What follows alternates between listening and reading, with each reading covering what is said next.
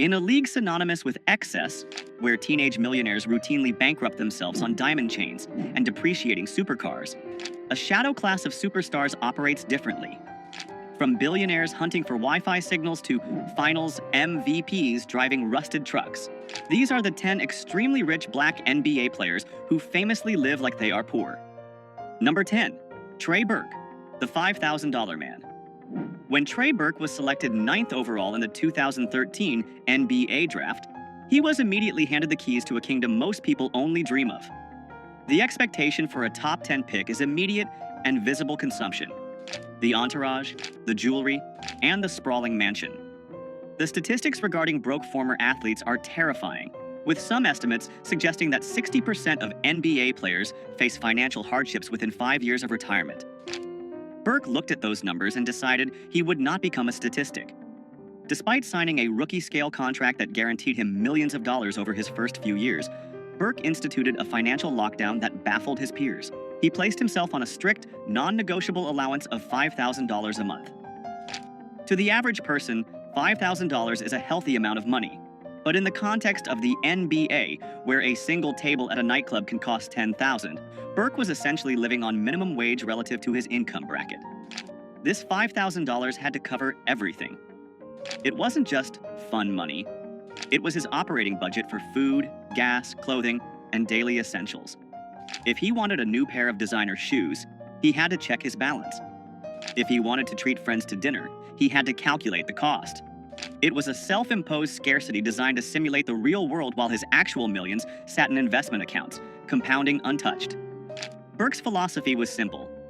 If he could learn to be happy and functional on a budget that didn't require an NBA salary, he would never be beholden to the game. While other rookies from the class of 2013 were leasing fleets of cars and burning through their signing bonuses, Burke was building a financial runway. He understood that the hardest position to play in professional sports isn't point guard. It is the role of the disciplined man who says no to the lifestyle the world expects him to live. Number 9. Grant Hill.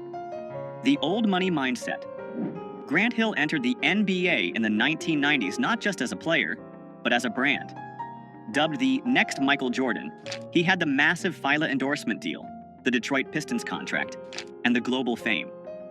By all accounts, Hill should have been the poster child for 90s extravagance. However, Hill came from a unique background that inoculated him against the new money virus. Hill understood the difference between being rich and being wealthy. Rich is the player who signs the check. Wealthy is the person who owns the team. To bridge that gap, Hill operated with a level of financial discipline that was almost militant. When he signed his first multi-million-dollar contract, he didn't head to the Ferrari dealership. He headed to a meeting with his parents. Together, they established a budget that treated his massive NBA income as if it didn't exist. His spending money was capped strictly, creating a firewall between his lifestyle and his principal capital. Hill drove modest vehicles and famously avoided the heavy gold chains and flashy jewelry that dominated the aesthetic of 90s basketball. He viewed these items not as status symbols, but as leaks in his financial ship. This wasn't just about saving for a rainy day. It was about capital allocation. Hill treated his NBA career as a high-yield funding round for his second career. Because he lived below his means for 2 decades, he was able to transition seamlessly into the business world upon retirement. Today, Grant Hill is not just a former player.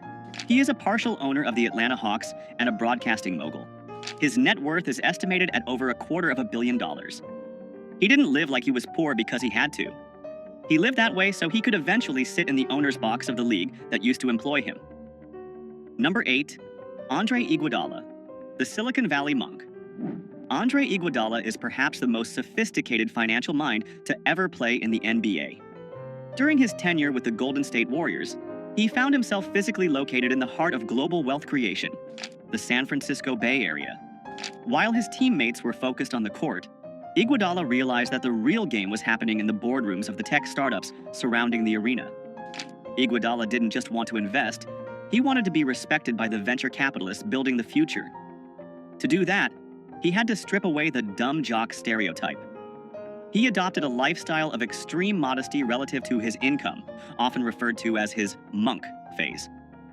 He openly discussed the shock of his early career spending, realizing that dropping thousands on designer clothes was a fool's game.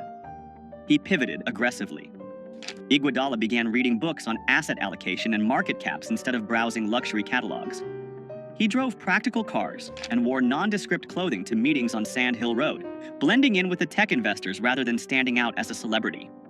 He famously consolidated his life, cutting out the noise of luxury to focus on stacking paper for the long haul.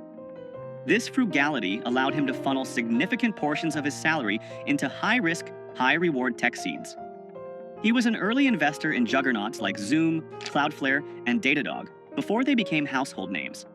He co-founded the Players Technology Summit, teaching other athletes how to secure their financial futures.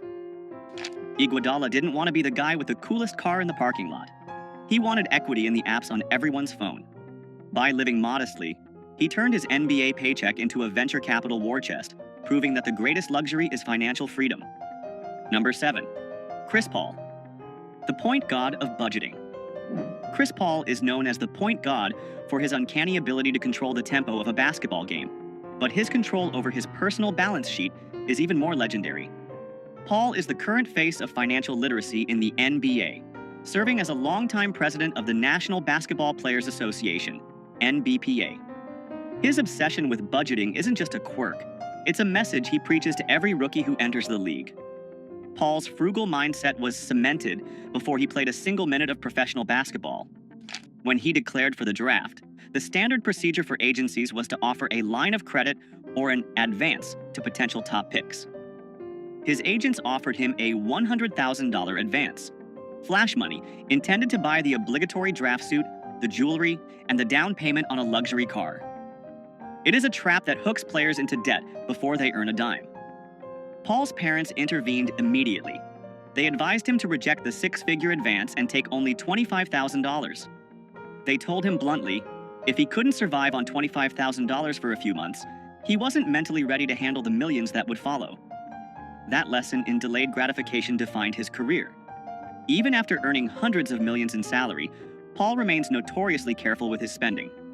He is famous for buying clothes that don't carry designer price tags and emphasizes that time is the only asset you can't budget for. He urges younger players to look at the burn rate of their lifestyle. Chris Paul lives rich by refusing to let his lifestyle dictate his choices, proving that you can sign a max contract and still respect the value of a single dollar. Number 6. Jimmy Butler, the hustler in the minivan. Jimmy Butler is an enigma in the world of professional sports. He signs contracts worth hundreds of millions, yet he moves with the gritty energy of a man who is still trying to make rent. His frugality is not passive, it is performative and aggressive. Butler is famous for his disdain for the stupid tax, the extra money celebrities pay just to look important. For years, stories circulated about Butler driving a Toyota Sienna minivan. This wasn't because he couldn't afford a Bugatti. He owns high-end cars. But he frequently chose the minivan because of its utility and anonymity. In a minivan, nobody asks for money. In a minivan, you can navigate the city without the flashing lights of paparazzi. It was a strategic choice to live below the radar. But the absolute peak of his poor mindset occurred during the 2020 NBA bubble in Orlando. While other multimillionaire players were complaining about the amenities and the food, Butler saw a gap in the market. He realized there was no premium coffee available on the Disney campus. Using his own espresso machine and beans he brought in, he started Big Face Coffee. He operated out of his hotel room like a college dorm hustle. But here is the genius. He charged $20 for a cup of coffee. It didn't matter if it was a small, a medium, or a large. It didn't matter if you were a fellow superstar or a coach. The price was $20, cash only. He was grinding beans and obsessing over cash flow, genuinely excited about making a few $100s a day, despite earning over $30 million a year on the court. He didn't need the money, he needed the hustle. Butler lives below his means because he prefers the chase of making money over the boredom of spending it. Number 5. Carmelo Anthony, the coupon king.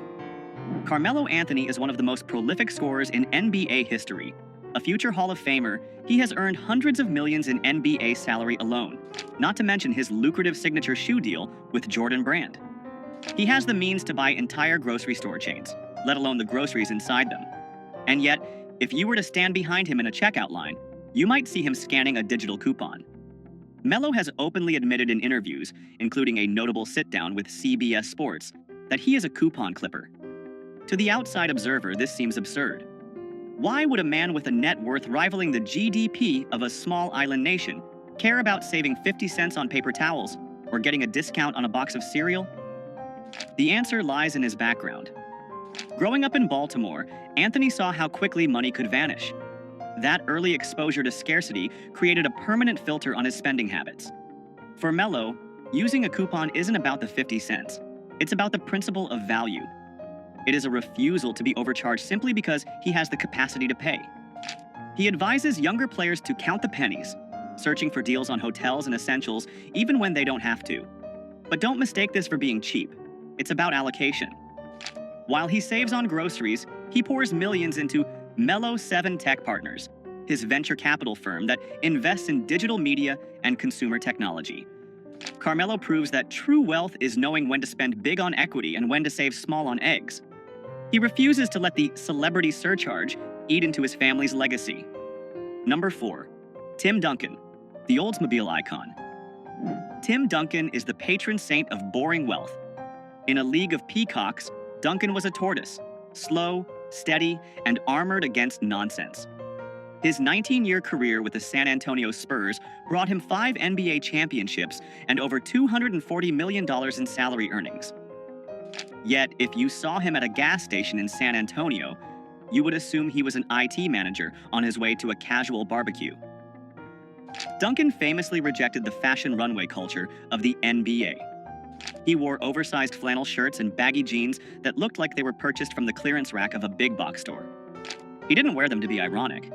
He wore them because they were comfortable, and he saw no logic in replacing clothes that were still functional. His approach to cars was equally utilitarian but passionate. While his teammates were leasing the latest Bentleys and Rolls-Royces, Duncan was often seen driving a customized, but decidedly unflashy, Oldsmobile. This wasn't because he hated cars. In fact, he loved them so much he opened his own auto shop, Blackjack Speed Shop. But he viewed cars as machines to be worked on, not status symbols to be displayed. His poverty lifestyle was actually a masterclass in indifference. He simply did not care about the opinions of others. He didn't need a stylist. He needed a rebound. He didn't need a VIP section. He needed a quiet dinner. This lack of ego in his spending protected him from the sharks that circle NBA stars. Tim Duncan didn't just save money. He saved energy. He retired as one of the wealthiest players in history, not because he made the most, but because he spent the least on things that didn't matter. Number 3. Giannis Antetokounmpo, the scarcity survivor. For Giannis Antetokounmpo, living like he is poor isn't a financial strategy. It is a muscle memory. Growing up stateless and impoverished in Greece, he sold trinkets and DVDs on the streets of Athens just to help his family eat. That level of trauma wires the brain differently than any American superstar could understand. When he landed in the NBA, the sudden influx of millions didn't fix the trauma of poverty. It just amplified his fear of losing it all. The stories of his early frugality are legendary. In his rookie year, Giannis famously went to a Western Union to send all of his available cash back to his family in Greece. He sent so much that he didn't leave enough for a cab fare to the arena on game day.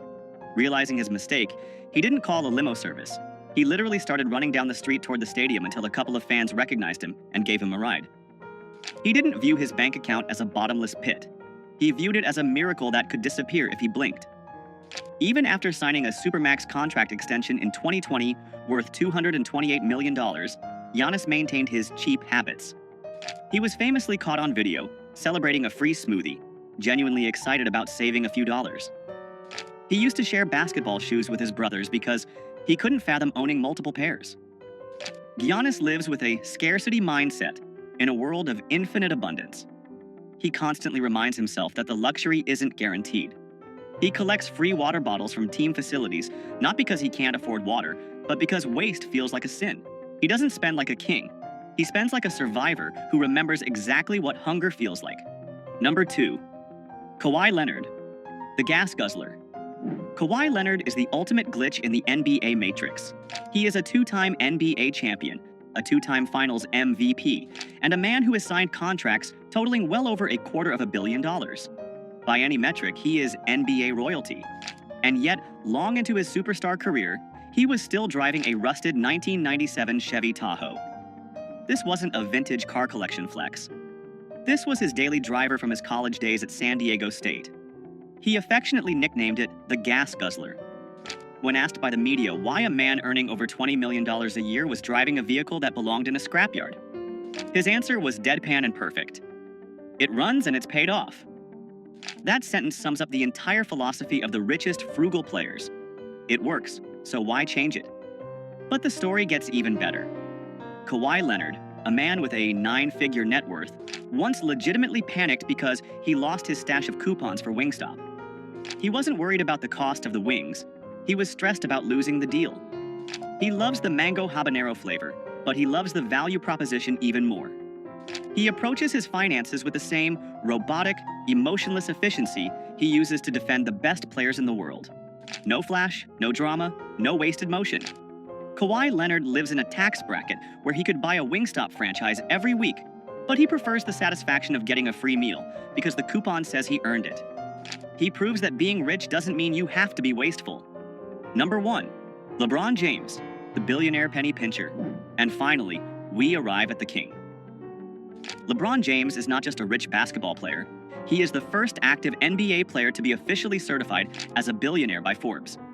He owns the Spring Hill Company, he has equity in Fenway Sports Group, owners of the Boston Red Sox and Liverpool FC, he owns pizza franchises, and he has a lifetime deal with Nike. His empire is vast, his reach is global, and his wallet is practically bottomless. And yet, he is arguably the cheapest player in the history of the league when it comes to small expenses. This isn't a rumor, it is a locker room fact confirmed by his best friend, Dwyane Wade. LeBron James, the man who could buy a streaming service outright, refuses to pay $4.99 a month for ad-free Pandora. He listens to commercials. He sits in the gym, lifting weights, waiting for a 30-second ad to finish rather than spending $5. But it goes deeper. LeBron famously refuses to turn on data roaming on his phone when he travels internationally. If there is no Wi-Fi, the king goes dark. He will walk around a foreign city, hunting for a free signal like a backpacker on a budget. Gabrielle Union, Dwyane Wade's wife, has joked about LeBron's refusal to use data, noting that he waits until he hits a Wi-Fi zone to send texts. He has admitted to being cheap with his personal day-to-day spending, despite donating tens of millions to charity and building an entire school for at-risk kids in Akron. And that is the ultimate lesson. LeBron James isn't cheap because he loves money. He's cheap because he hates waste. He understands that becoming a billionaire isn't just about the big checks you cash, it's about the millions of tiny leaks you plug. He treats $5 with the same respect he treats $5 million. He lives like he's poor in the small moments, so he can live like a king in the moments that change history. From Kawhi Leonard's rusted Tahoe to LeBron James's relentless battle against data roaming charges, these players prove that true wealth isn't about what you spend, it's about what you keep. Which of these frugal flexes impressed you the most? Let us know in the comments below. Make sure to like and subscribe to Black Status for more deep dives into the mindset of the ultra-wealthy. We'll see you in the next one.